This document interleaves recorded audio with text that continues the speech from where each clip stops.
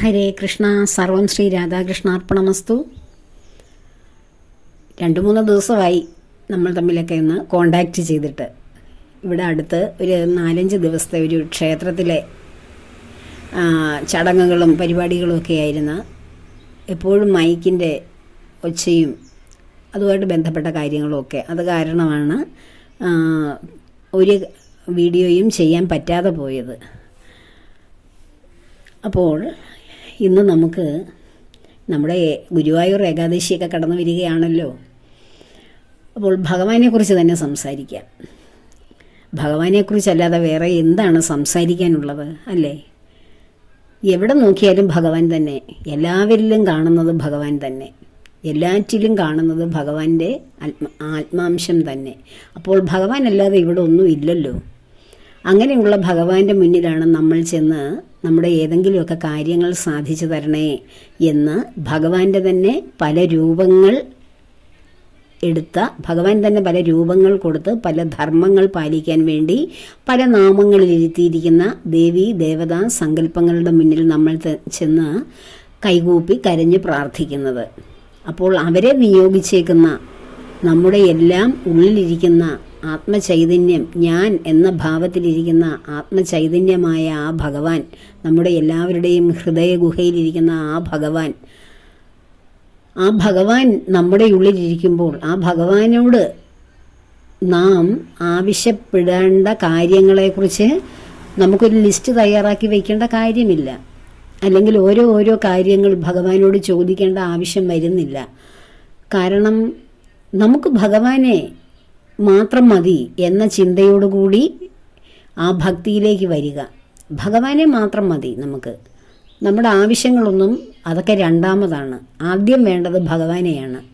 ഭഗവാന് വേണ്ടി ആഗ്രഹിക്കുന്ന ഒരു വ്യക്തിക്ക് ആ ഭഗവാനെയാണ് നമുക്ക് കിട്ടുന്നത്. ഭഗവാനെ കിട്ടിക്കഴിഞ്ഞാൽ പിന്നെ നമ്മുടെ ആവശ്യങ്ങളും ആഗ്രഹങ്ങളും ഒക്കെ ഭഗവാനാണ് നടത്തി തരുന്നത്.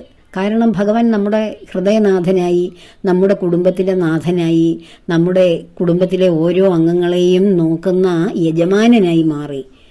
പിന്നെ നമ്മൾ ഏത് കാര്യത്തിനാണ് വിഷമിക്കേണ്ടത്? ആരുടെ മുന്നിലാണ് നമ്മൾ ചെറുതാകേണ്ടത്? എവിടെയാണ് നാം പരാജയപ്പെടേണ്ടത്? എവിടെയും ഒന്നിനും നമ്മൾ പിറകിലല്ല, പരാജിതരല്ല. ആരുടെയും പരിഹാസവും ആക്ഷേപവും ഏൽക്കേണ്ടവരുമല്ല. ഭഗവാനിലേക്ക് വന്ന് ഭഗവാന്റെ അനുഗ്രഹം സാധിച്ച് കിട്ടുന്ന നമ്മൾ ഓരോരുത്തരും ഭഗവാനോളം ഉയർന്നവരാണ്, ഭഗവാനോളം യോഗ്യരാണ്, ഭഗവാനോളവും അനുഗ്രഹം മറ്റുള്ളവർക്ക് കൊടുക്കാൻ ഏറ്റവും അനുയോജ്യരായിട്ട് മാറുകയാണ് നമ്മൾ ചെയ്യുന്നത്. ആരാണോ നമ്മുടെ സുഹൃത്ത്, ആരാണോ നമ്മുടെ വഴികാട്ടി, ആരാണോ നമ്മുടെ ഗുരുനാഥൻ, ആ ഭാവത്തിലാണ് നാം പിന്നീട് പെരുമാറുകയും നമ്മുടെ ജീവിതം മാറി മറിയുകയും ഒക്കെ ചെയ്യുന്നത്. ഭൗതികമായ മാറ്റം ഉടനടി സാധിക്കുന്നില്ല എന്ന പരാതി ഉണ്ടാകും. ഭഗവാനെ ഒരുപാട് കാലം ഭഗവത് പ്രീതിക്ക് വേണ്ടി പ്രാർത്ഥിച്ചിട്ടും ഭഗവാന് വേണ്ടി നിരന്തരം കർമ്മങ്ങൾ അനുഷ്ഠിച്ചിട്ടും സമയം ചെലവഴിച്ചിട്ടും എൻ്റെ ജീവിതത്തിൽ മാറ്റങ്ങളൊന്നുമില്ലല്ലോ, ഞാൻ പഴയതുപോലെ ദുഃഖിതയായിട്ടിരിക്കുന്നല്ലോ എന്ന് പലർക്കും, ദുഃഖിതനായി കഴിയുന്നല്ലോ എന്ന് പലർക്കും തോന്നും. പക്ഷെ ദുഃഖിതൻ ദുഃഖിത എന്ന വാക്ക് അവിടെ ഉപയോഗിക്കേണ്ട.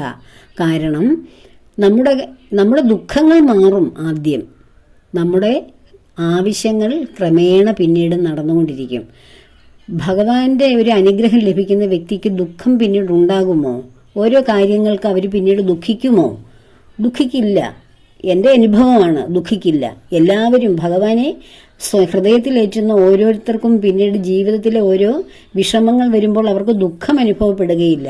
അത് കഴിഞ്ഞുകൂടാൻ, അതിൽ നിന്ന് മുന്നേറുവാൻ ഏതെങ്കിലുമൊക്കെ ഉപാധികൾ ഭഗവാൻ തന്നെ നമുക്ക് കൊണ്ടുതരും.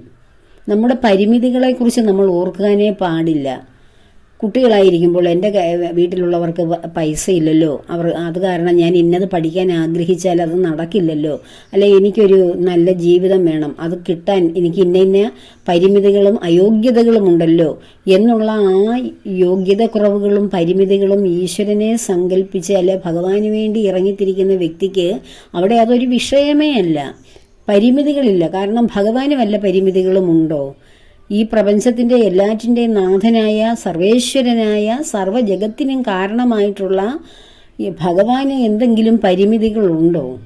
ഇല്ല. അപ്പോൾ ആ ഭഗവാനെ ഹൃദയത്തിലേറ്റി ആ ഭഗവാന്റെ കാരുണ്യത്തിൽ ആ കടാക്ഷത്തിൽ ജീവിക്കുന്ന നമുക്ക് ഓരോരുത്തർക്കും എവിടെയാണ് പരിമിതി?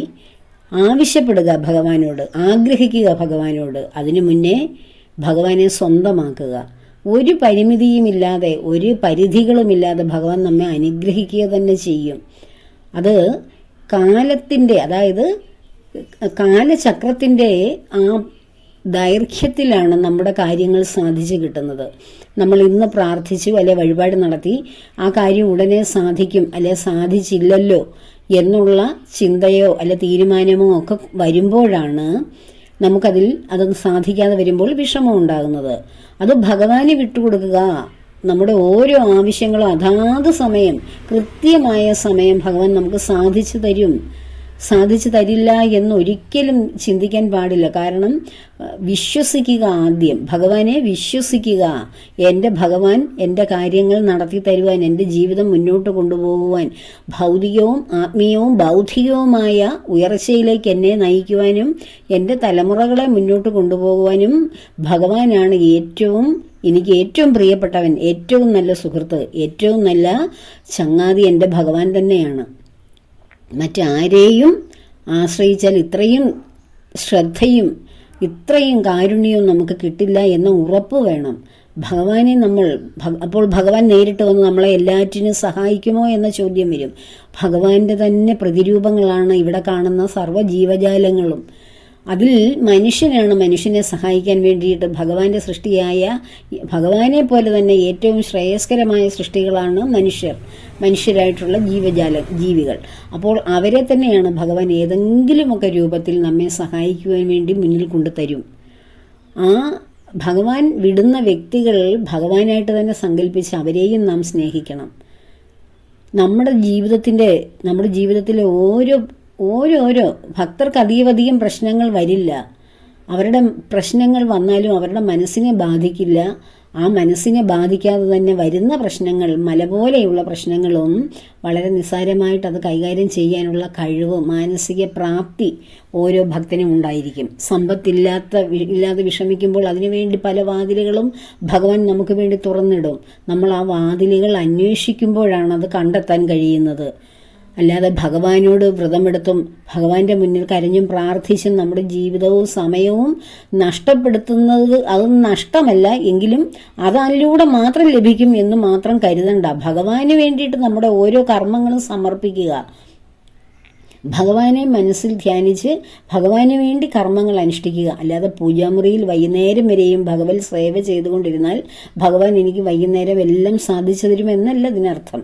നമ്മുടെ കർമ്മങ്ങളെല്ലാം ഭംഗിയായി അനുഷ്ഠിക്കുകയും അത് ഭഗവാന് വേണ്ടി, ഭഗവാൻ എന്നെ നിയോഗിച്ച കർമ്മമാണെന്ന് മനസ്സിലാക്കി അത് ഭംഗിയായി ആ ഡെഡിക്കേഷനോടുകൂടി ചെയ്യുകയും ചെയ്യുക. ഒപ്പം ഏതൊരു കർമ്മവും, ഏതൊരു ജീവിതത്തിൽ വരുന്ന അതെല്ലാം ഭഗവാന് വേണ്ടി വിട്ടുകൊടുക്കുക. മനസ്സിന് വളരെ വിഷമമുള്ള, മാനസികമായ സമ്മർദ്ദം അനുഭവിക്കുന്ന, ഏത് വിഷയങ്ങൾ കൊണ്ട് വിഷമിക്കുന്നവരിന്ന് എന്നെ കേൾക്കുന്നവർ ധാരാളം ഉണ്ടാവും. ഏതൊക്കെയോ വിഷയങ്ങൾ, അതുകൊണ്ടാവും ഭഗവാൻ എന്നെ ഈ ഒരു വിഷയം എടുത്ത് സംസാരിക്കൂ എന്ന് പറഞ്ഞത് തന്നെ, എൻ്റെ മനസ്സിൽ അങ്ങനെ തോന്നിച്ചത് തന്നെ. എന്നെ കേൾക്കുന്ന ഏതൊക്കെയോ വ്യക്തികൾ വിഷമിക്കുന്നവരുണ്ടാവും. ആ വിഷമിക്കുന്ന വ്യക്തികൾക്ക് ഏത് വിഷയമാണോ നിങ്ങളുടെ മനസ്സിനെ വിഷമിപ്പിക്കുന്നത്, ഏത് കഠിനമായ ദുഃഖമാണോ, എന്താണോ മറ്റുള്ളവരോട് ഷെയർ ചെയ്യാൻ പോലും വയ്യാത്ത വിഷമിക്കുന്ന ധാരാളം കാര്യങ്ങളുണ്ടാവും. അല്ലെങ്കിൽ ഇതിനൊരു പോംവഴിയില്ലല്ലോ ദൈവമേ, ഞാൻ ഈ എത്ര നാളുകൊണ്ട്, എത്ര ദിവസം കൊണ്ട് ദുഃഖം അനുഭവിക്കുന്നു, എന്നാണ് ഇതിൽ നിന്നൊരു മോചനം എന്നൊക്കെ ചിന്തിക്കുന്നവരുണ്ടാവും. എന്താണ് ഇതിനൊരു പ്രതിവിധി, എനിക്ക് വയ്യ ഭഗവാനെ, ഇതെനിക്ക് സഹിക്കാൻ വയ്യ എന്നൊക്കെ ചിന്തിക്കുന്ന എൻ്റെ പ്രിയപ്പെട്ടവർ ധാരാളം പേരുണ്ട്. അവർ ഒന്ന് മനസ്സിലാക്കുക, ഈ വിഷമം ആ ഭഗവാന്റെ പാദത്തിലേക്ക് ഒന്ന് സമർപ്പിക്കൂ. എന്നിട്ട് നിങ്ങൾ ഫ്രീ ആവുക, മനസ്സുകൊണ്ട് ഫ്രീ ആകുക, സ്വസ്ഥരാകുക. ഭഗവാൻ നിങ്ങളെ ഏറ്റെടുക്കുവാൻ തയ്യാറെടുത്തിരിക്കുകയാണ്. നിങ്ങളുടെ ഏത് പ്രശ്നങ്ങളാണ്, ഏത് വിഷമങ്ങളാണ്, അത് ഭഗവാന്റെ മുന്നിൽ സമർപ്പിക്കൂ പൂർണ്ണമായി. ഭഗവാനെ, ഇനി ഈ വിഷയം എന്നെ അലട്ടരുത്, എന്നെ വിഷമിപ്പിക്കരുത്, എന്നെ പിന്തുടരരുത്. ഈ പ്രശ്നം അങ്ങയുടേതാണ്. എന്ത് വിഷയമായിക്കോട്ടെ, ജോലിയുടെ കാര്യമോ, വിവാഹത്തിൻ്റെ കാര്യമോ, അല്ലെങ്കിൽ നല്ല സമ്പത്തിൻ്റെ കാര്യമോ, കുടുംബം വീടുണ്ടാക്കുന്ന കാര്യമോ, കുഞ്ഞുങ്ങളുടെ സ്വഭാവ ത്തിൻ്റെ വ്യത്യസ്തതയോ അല്ലെങ്കിൽ അവരുടെ വിദ്യാഭ്യാസമോ അല്ലെ അവരുടെ പഠനത്തിലുള്ള മികവില്ലായ്മയോ എന്ത് കാര്യമായിക്കോട്ടെ, ഓരോരുത്തർക്കും ഇതൊക്കെ ആയിരിക്കും. ജീവിതത്തിൽ എന്തെല്ലാം കാര്യങ്ങളുണ്ടാവും, ഇതിനുപരിയായിട്ടുള്ള കാര്യങ്ങളും ധാരാളം ഉണ്ടാകും. കുടുംബത്തിൽ ഐക്യമില്ലായ്മ, പരസ്പരം എല്ലാവരും ഒന്നിച്ചു കൂടുമ്പോൾ കലഹമുണ്ടാവുക, ഇങ്ങനെയൊക്കെയുള്ള ഒരുപാട് വിഷയങ്ങളുണ്ട്. ഈ വിഷയങ്ങളൊക്കെ നമ്മുടേതായിട്ടിരുന്ന് വിഷമിക്കുകയും നമ്മുടേതായിട്ട് ചൊല്ലി അതിനെ പരിഹാരം കാണുകയും ശ്രമിക്കുമ്പോഴാണ് അത് നമ്മുടെ കയ്യിൽ തന്നെ ആ വിഷയം ഇരിക്കുകയും നാം തന്നെ അതിന് പോംവഴി കണ്ടെത്തുകയും ചെയ്യുന്നത്. ഇത് നിങ്ങൾ ധാരാളം പേരെയും ഇങ്ങനെയൊക്കെ പല വിഷയങ്ങളും മനസ്സിനെ മതിക്കുകയല്ലേ കുറേ കാലം കൊണ്ട്. എന്നിട്ട് നിങ്ങൾ തന്നെ നോക്കിയിട്ട് വല്ല പരിഹാരവും ഉണ്ടായോ അതിന്? ഇല്ല. ഭഗവാനെ ഏൽപ്പിച്ചു എന്നിട്ടും പരിഹാരമില്ല എന്ന് പറയുന്നവരും ഉണ്ടാവും. പക്ഷേ ഭഗവാനെ പൂർണ്ണമായി ഏൽപ്പിച്ചിട്ടുണ്ടോ? സ്വന്തം മനസ്സിനോടൊന്ന് ആലോചിച്ച് നോക്കൂ, ഒന്ന് ചോദിച്ചു നോക്കൂ. അത് പൂർണ്ണമായിട്ട് എനിക്കിനി വയ്യ ഭഗവാനെ, ഇത് ഭഗവാൻ ഏറ്റെടുത്തിട്ട് എൻ്റെ ജീവിതം ഒന്ന് അഴിച്ചു പണിഞ്ഞു തരൂ എന്ന് പറഞ്ഞവരെത്ര പേരുണ്ട്? അങ്ങനെ ചിന്തിച്ചവരാരൊക്കെയുണ്ട്? അങ്ങനെ ചിന്തിച്ചിട്ടുള്ളവരെ പൂർണ്ണമായും ഭഗവാൻ ആ പ്രശ്നത്തിൽ എന്താണോ ദുഃഖം അനുഭവിക്കുന്നത്, എന്താണോ ജീവിതത്തിൽ തടസ്സമായി നിൽക്കുന്നത്, ആ തടസ്സത്തെ എടുത്തു മാറ്റി ഭഗവാൻ തന്നെ അതിനെ കൈകാര്യം ചെയ്തിട്ടുണ്ടാകും. പൂർണ്ണമായ സമർപ്പണം ചെയ്യാത്തവരാരൊക്കെയുണ്ടോ അവരവരുടെ പ്രശ്നങ്ങളുമായി നീറി ഇപ്പോഴും ജീവിക്കുന്നുണ്ടാകും. പൂർണ്ണ സമർപ്പണം, അതാണ് ഭഗവാന് വേണ്ടത്. ഭഗവാൻ ഒരാളെ ലഭിക്കണമെങ്കിൽ അത് ഭഗവാന്റെ സ്വന്തമാകണം. നമ്മളിപ്പോൾ രണ്ട് വ്യക്തികൾ തമ്മിൽ പരസ്പരം സ്നേഹബന്ധത്തിൽ ഏർപ്പെട്ടു എന്ന് കരുതുക.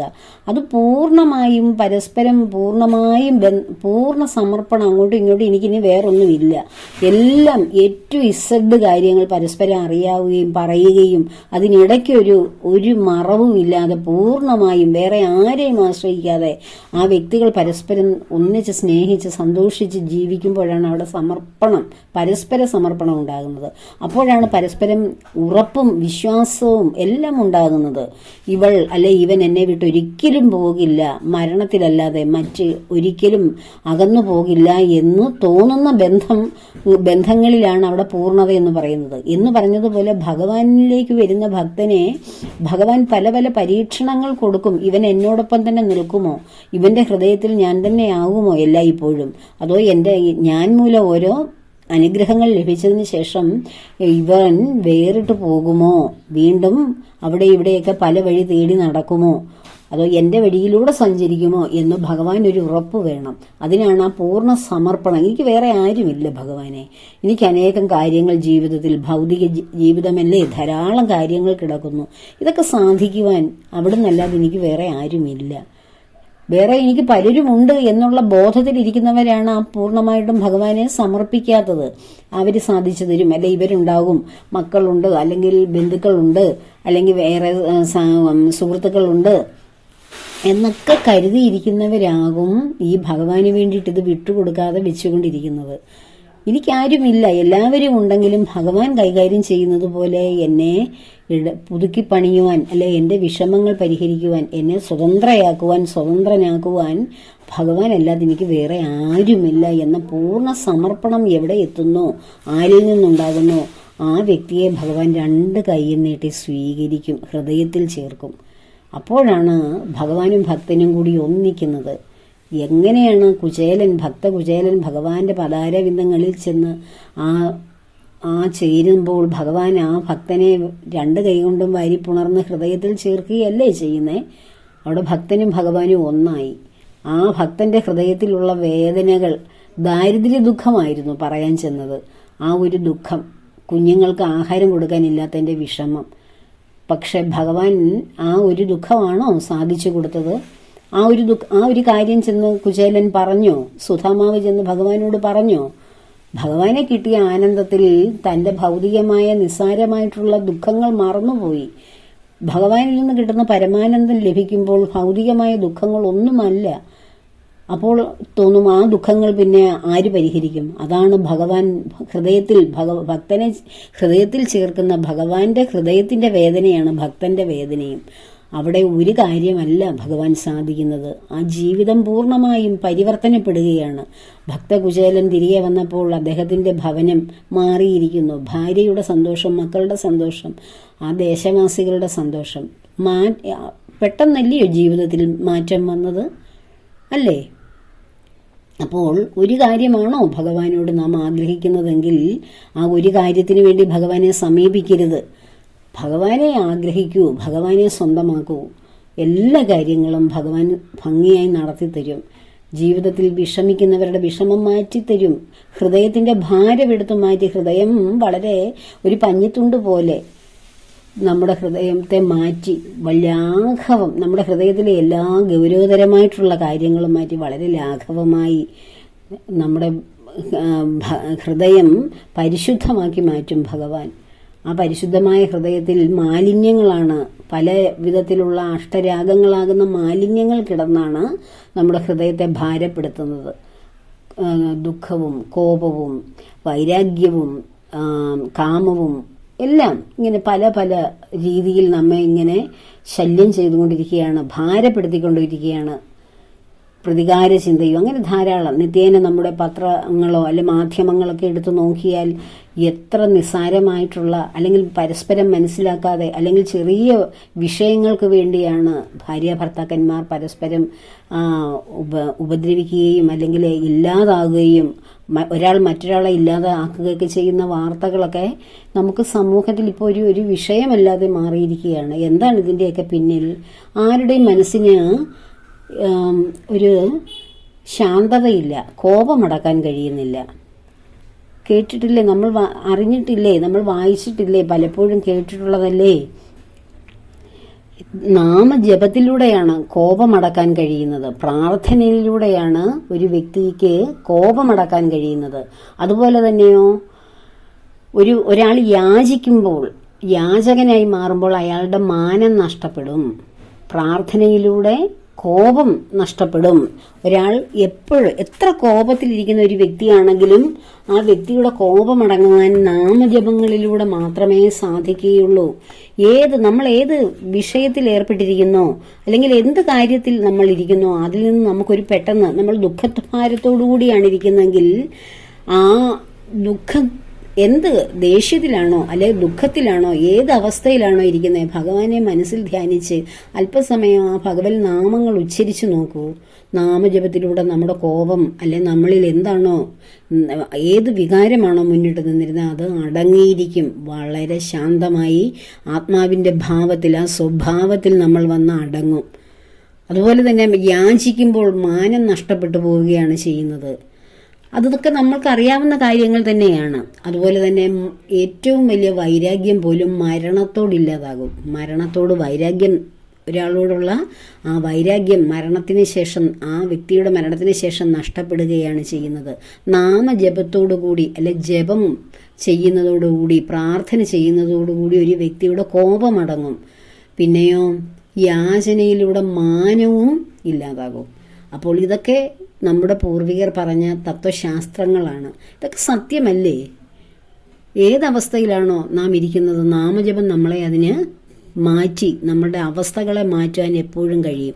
അതുകൊണ്ടാണ് നിത്യേന നാമജപത്തിന് വേണ്ടി നിശ്ചിതമായ സമയം മാറ്റിവെച്ച് ചെയ്യുക എന്ന് പറഞ്ഞത്. അത് നമ്മളെ പുതുക്കി നമ്മുടെ മനസ്സിനെ പരുവപ്പെടുത്തി എടുക്കുവാൻ, കഴുകി വൃത്തിയാക്കുവാനുള്ള ഒരു സ്രോതസ്സാണ് നാമജപം എന്ന് കരുതി ആ നാമജപം നടത്തുമ്പോൾ മാത്രമേ ഭഗവാനെ ഓർക്കാവൂ എന്നല്ല. അതിന് ഭഗവാനെ ഓർക്കുവാൻ വേണ്ടി ഒരു നിശ്ചിത സമയം മാത്രമേ കരുതി വെക്കുന്നുള്ളൂ എന്നല്ല അതിനർത്ഥം. ഭഗവാൻ നമ്മുടെ ഹൃദയത്തിൽ എപ്പോഴും ഏത് കർമ്മങ്ങൾ ചെയ്യുമ്പോഴും ഭഗവാന്റെ മോഹന രൂപം ഓർക്കുക. ഏതെങ്കിലും ഒരു നാമം, ഏതെങ്കിലും ഒരു മന്ത്രം ഭഗവാന് വേണ്ടി എന്തെങ്കിലും ചിന്തിച്ചോളൂ. പക്ഷേ അതിങ്ങനെ മനസ്സിലുണ്ടായിക്കണം. നമ്മൾ പല കാര്യങ്ങൾ ഒരു ദിവസം ഉണർന്നാൽ ഉറങ്ങും വരെയും ധാരാളം കാര്യങ്ങൾ ചെയ്യുന്നു, ധാരാളം ചിന്തകളിലൂടെ കടന്നു പോകുന്നു, ധാരാളം മനുഷ്യരുമായി സമ്പർക്കപ്പെടുന്നു, സംസാരിക്കുന്നു. പക്ഷെ എല്ലാം നടന്നോട്ടെ, പക്ഷേ നാമജപത്തിലൂടെ ഭഗവാനെ സന്തോഷിപ്പിക്കുക. നമ്മുടെ ഹൃദയത്തിൽ എപ്പോഴും ഒരു ഭഗവാന്റെ ഒരു മന്ത്രമോ ഒരു നാമോ എപ്പോഴും ഉച്ചരിക്കുക.